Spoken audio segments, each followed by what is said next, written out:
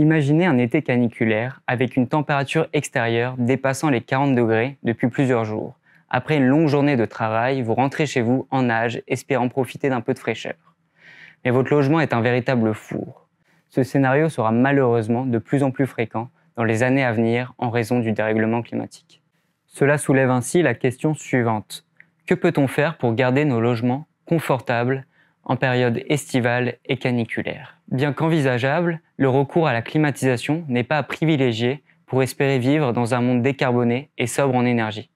En effet, celle-ci est coûteuse, consommatrice d'électricité et rejette de la chaleur à l'extérieur des bâtiments.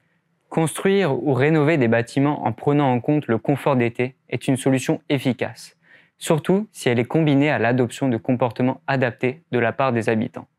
En effet, les occupants des logements jouent un rôle très important dans la gestion du confort de leur logement.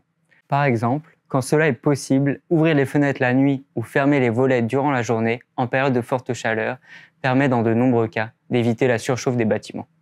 Cependant, le comportement des occupants est aléatoire et d'une grande diversité. Pour faire simple, il existe de nombreuses raisons qui amènent à fermer la fenêtre d'une chambre.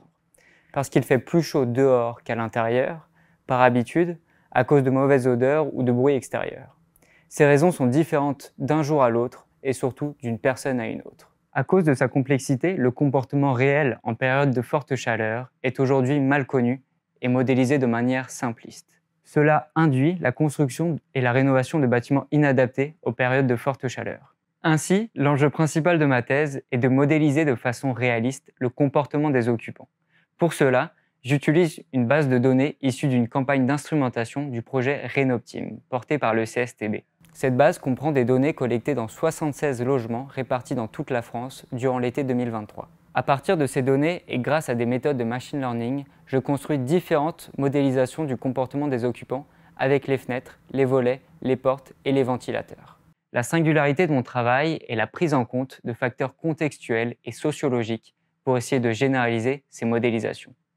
Ces modèles seront ensuite intégrés dans un logiciel de simulation thermique dynamique pour étudier l'impact des occupants sur la surchauffe des bâtiments. Ces résultats pourraient aider les pouvoirs publics à mener des campagnes de sensibilisation sur les comportements à adopter lors de canicules.